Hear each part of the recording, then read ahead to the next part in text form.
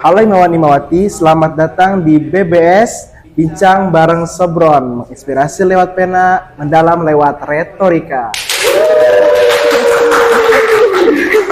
Keren betul. Baru tahu saya kalau ada penonton banyak. Nah, bersama saya Alvin Nuridwan, yang mana pada episode kali ini kita akan sedikit ngobrol-ngobrol seputar tentang September Kelam, atau dalam beberapa tulisan kerap juga disebut September Hitam.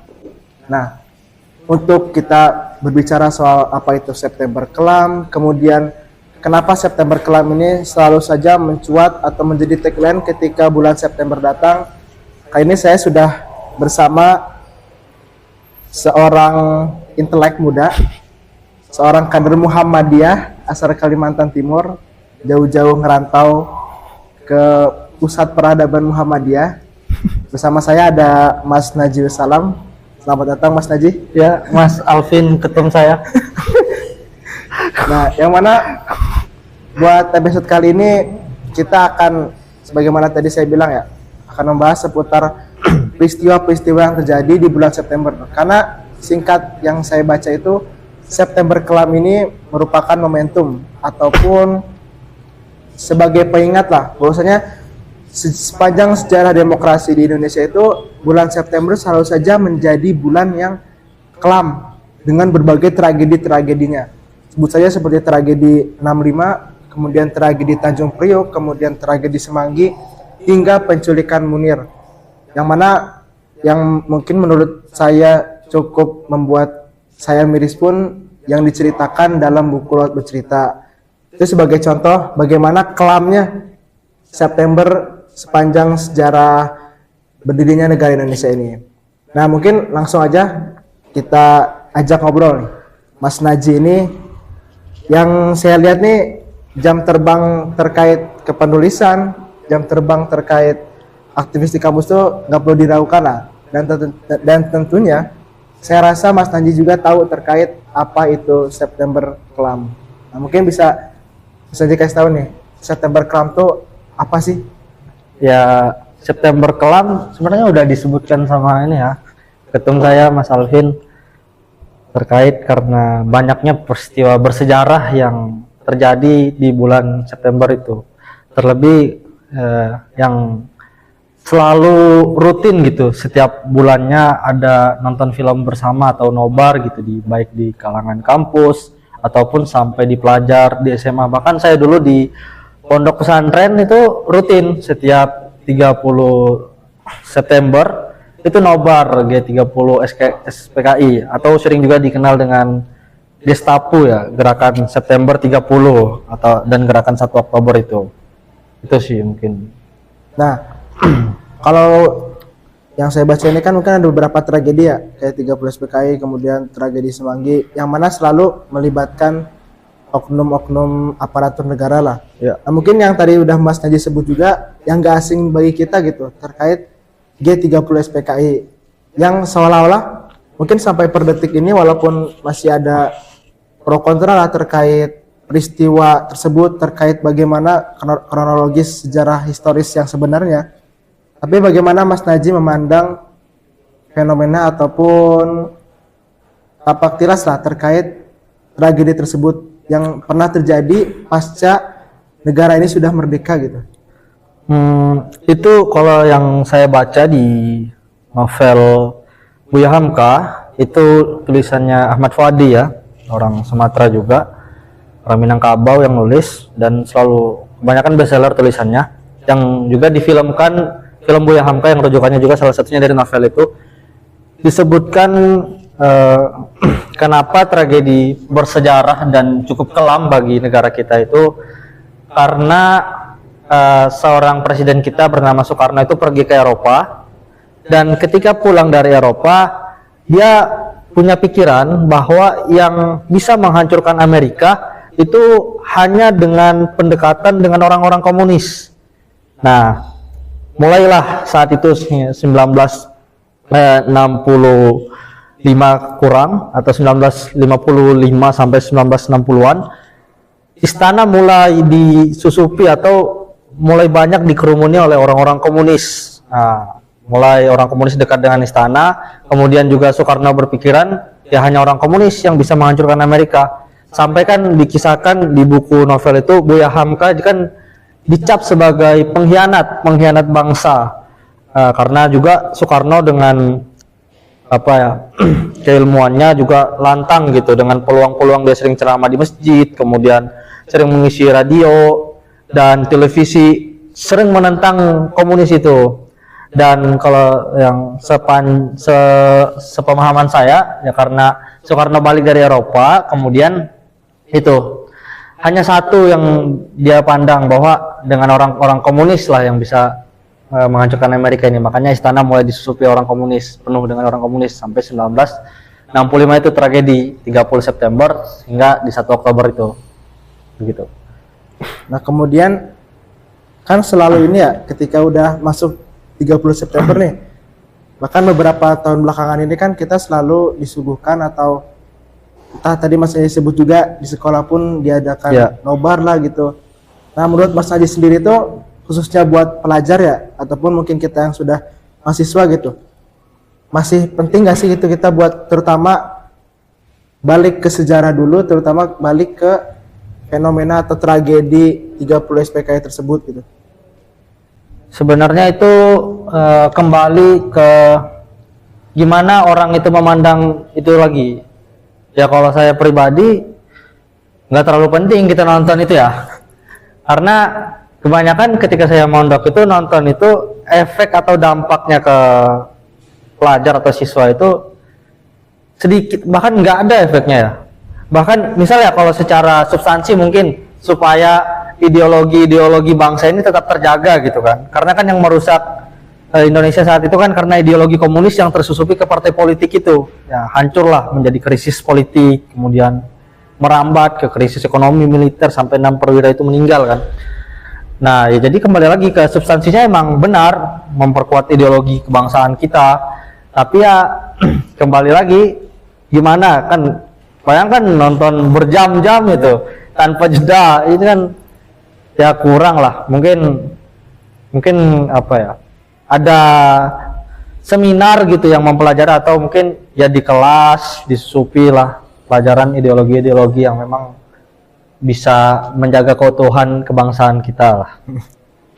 Nah cuman ketika film itu dipertontonkan gitu ke pelajar, mahasiswa atau kalangan muda lainnya gitu, sedangkan di sisi lain khususnya kita gitu yang memang berada di lingkup Muhammadiyah itu kan selalu menggaungkan lah terkait keterbukaan, inklusif dan lain sebagainya gitu. Sebagaimana mungkin ya kita tahu tokoh seperti Buya Syafi'i Ma'arif, kemudian mungkin yang sekarang Prof. Amin Abdullah gitu, yang selalu yang menggaungkan dan selalu menyeratakan gitu, apapun itu alirannya, apapun itu kepercayaannya, apapun itu pahamnya, apapun itu ideologisnya gitu. Nah, tapi ketika tadi semisal film itu disuguhkan kepada pemuda gitu, kepada remaja yang mungkin ya rata-rata mereka juga minim literasi, gak mau mendalami lebih jauh, apakah justru paham komunis ini tuh nantinya bisa diartikan negatif gitu? Karena kan ya kita tahu kan di PP 30 SPK itu kan kita secara nggak langsung kayak digambarkan bahwa komunis itu kejam, bengis dan lain sebagainya gitu. Itu gimana kira-kira? Ya benar itu Mas Alvin. Jadi terkait misal Prof. Amin Abdullah ya sebagai Dewan Pengarah di BPIP, Badan Penguatan Ideologi Pancasila itu sangat inklusif saya rasa beliau itu. Dan ketika kita ditayangkan dengan G30 SPKI, mungkin itu ada bagusnya ya untuk menyadarkan kesadaran, menghadirkan kesadaran sejarah untuk kita semua.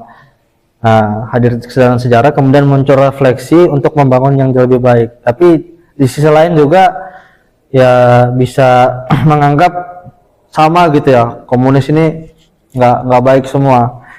Ya itu lagi kan kembali bagaimana kita ini penerus bangsa untuk beradaptasi dengan pemahaman itu. Semisal kita melirik dari Buya Hamka. Buya Hamka kan ketua MUI pertama ya, sekaligus pendiri.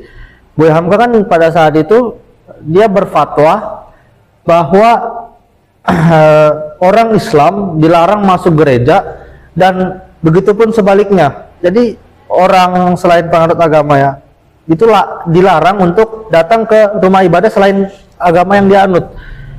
Itu kan kalau kita terapkan di sekarang justru sangat ini bisa dibilang intoleran ya.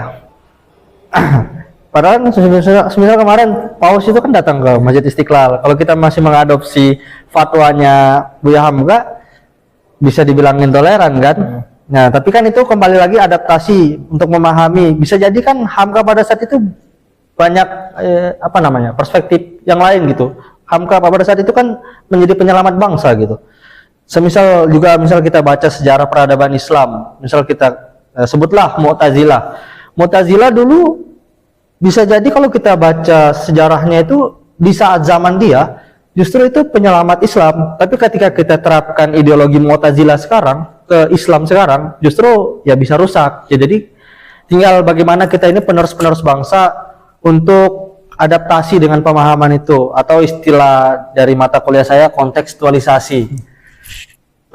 Nah, kalau untuk terkait kita memandang peristiwa G30 SPKI tersebut lah, itu kan ya bisa kita katakan mungkin kalau di zaman itu emang masih masa-masa perang ideologi lah. Nah, kalau untuk sekarang ini, apalagi melihat kontestasi politik yang partai politiknya udah nggak seperti dulu perang ideologi, yang udah nggak membawa ideologi mereka dalam ruang publik gitu kan, dalam mengenalkan kepada masyarakat. Nah, kalau menurut pandangan Mas Najib sendiri gitu, untuk sekarang ini perang-perang ideologi tersebut apakah mungkin akan terjadi lagi, atau melihat kondisi realitas sekarang tuh kayaknya kalau untuk sekarang udah enggak deh kayaknya gitu untuk perang-perang ideologi kayak gitu, atau udah aman lah terkait ideologi Pancasila ini? Mungkin bangsa ini harus belajar dengan Muhammadiyah ya terkait ideologi Pancasila, karena banyak para yang mengaku sebagai negarawan teriak-teriak sebagai orator Pancasila, tapi dalam tindakan enggak gitu. Tapi contohlah Muhammadiyah gitu, tokoh-tokoh Muhammadiyah tidak berisik gitu, tapi dalam kesehariannya justru mencerminkan kepribadian dari Pancasila itu sendiri. Ya, kalau ditanya akankah ada lagi perang ideologi, mungkin kecil ya, karena lagi-lagi di lingkup partai politik sekarang sangat sedikit gitu perang-perang narasi ataupun misal kita contoh tokoh bangsa sejarah dulu pasca kemerdekaan, dialog-dialog yang sifatnya konstruktif sangat kecil sekarang. Ya, bisa datang aja ke kampanye-kampanye atau dialog-dialog yang diisi oleh partai-partai politik gitu, sangat sedikit gitu yang berisikan yang memang punya nilai-nilai konstruktif untuk bangsa gitu sih. Nah, mungkin kalau di luar ini ya, di luar tragedi G30 SPKI mungkin, nah kan di beberapa tragedi lain mungkin termasuk juga 30 SPKI ini ya bisa dibilang tragedinya hampir sama lah. Tragedi terkait pembungkaman atau mungkin penurunan nilai demokrasi di Indonesia gitu. Nah, mungkin pesan atau tanggapan dari Mas Naji gitu untuk kita nih sebagai mahasiswa, paham. untuk mengawal terkait isu-isu HAM lah, terus mungkin kita mengawal terkait demokrasi itu sendiri gitu dalam lingkup mahasiswa dulu aja lah gitu, nggak usah jauh-jauh kita bahas pemerintah dan lain sebagainya. Kita ini mahasiswa ya, apalagi saya ketika masih maba digaungkan dengan agent of change, agen perubahan. Itu kan agen of change selalu digaungkan sejak terjadi 1998 yang masa reformasi. Saya rasa sudah nggak relevan kita sebagai agen of change. Justru kita harus menjadi leader of change, pemimpin untuk perubahan itu, bukan hanya sekedar agen ya, tapi tinggal kita lagi bagaimana memanfaatkan waktu gitu dengan berbagai banyak godaan ya, scroll TikTok, scroll Instagram dan sebagainya gitu. Ya kalau ya jujur aja, misal kayak di kelas saya buat makalah aja masih kopas gitu kan, jelaskan presentasi aja masih isinya PowerPoint, tapi isinya bukan poin-poin yang punya power, tapi justru kopas-kopasan yang nggak ada powernya, cuma baca. Kita sebagai mahasiswa kan ya sangat jauh gitu ketika ingin mencontoh tokoh-tokoh bangsa yang rela dipenjara demi buku seperti misal Bung Hatta, kemudian Buya Hamka yang melahirkan karya fenomenal ilmiahnya Tafsir Al-Azhar di dalam penjara. Nah, kita sangat jauh di situ. Jadi dari Mas Najib setuju terkait bahwa kita harus menjadi sosok perubahan. Oh, jelas, karena perubahan-perubahan itu lahir memang dari anak muda. Bahkan peradaban Islam pun maju kan dari anak mudanya. Apalagi yang fenomenal kan kisah Al-Fatih ya. Dan Indonesia pun merdeka kan karena dorongan anak muda kan, yang 10 pemuda itu kan. Nah, kalau ditanya perubahan atau berkelanjutan, Justru perubahan. Ya, masa kita ini yang berproses dari nol, masa dia karena bapaknya presiden tiba-tiba naik ke atas, ya kan? soalnya banyak nih, apalagi menjelang pilkada gini, kayak slogan-slogan tagline berkelanjutan lah, melanjutkan lah, kayak seolah apa yang udah dibangun sebelumnya itu udah bagus gitu. Padahal itu ya tetap harus ada catatan yang sifatnya konstruktif untuk kemajuan bangsa. Ya mungkin itu ya, karena kayaknya kalau udah bahas perubahan berkelanjutan, konteksnya mungkin beda dan itu bukan anak kita ya. Jelas Ya, juga. kita masih minim soal hal tersebut lah. Nah mungkin itu ya terkait episode BBS kali ini, yang mana kita bincang-bincang soal September Kelam, yang mana salah satunya ada tragedi G30 SPKI. Nah sebagaimana tadi Mas Najib bilang, bahwa dari Mas Najib sendiri sebenarnya nggak terlalu menganggap itu sebagai hal yang urgensi untuk diketahui oleh mahasiswa, oleh pelajar khususnya gitu. Tapi di sisi lain perlu juga untuk melihat kembali atau berkaca ke histori zaman dulu untuk ya bahasanya kita mengambil sesuatu yang bisa kita terapkan di era sekarang. Karena seperti tadi disebutkan bahwa apa yang diterapkan atau yang terjadi dulu itu gak selalu pas di zaman sekarang, seperti tadi dicontohkan kaum Mu'tazilah dan lain sebagainya. Nah, buat teman-teman yang mungkin ada pendapat lain, ada komentar lain seputar September Kelam atau seputar G30 SPKI dan demokrasi atau lain sebagainya, itu bisa langsung ya kolom komentarnya kalian isi, kalian ketik dengan pertanyaan atau tanggapan dari kalian. Nah, pokoknya jangan lupa untuk nantikan konten episode BBS selanjutnya, yang mungkin kita akan kulik, kita akan bincang-bincang lagi soal apapun itu. Mungkin teman-teman juga bisa merequest apa yang ingin kita bahas gitu. Ya nggak usah muluk-muluk lah soal politik lah gitu. Intinya kita apapun teman-teman minta atau teman-teman ingin kita bahas, akan kita bahas untuk di episode selanjutnya. Terima kasih buat Mas Najib atas waktunya. Ya jangan lupa untuk nantikan konten selanjutnya. Terus belajar, terus berpikir, dan terus bertanya. Salam retorika. Oh gitu.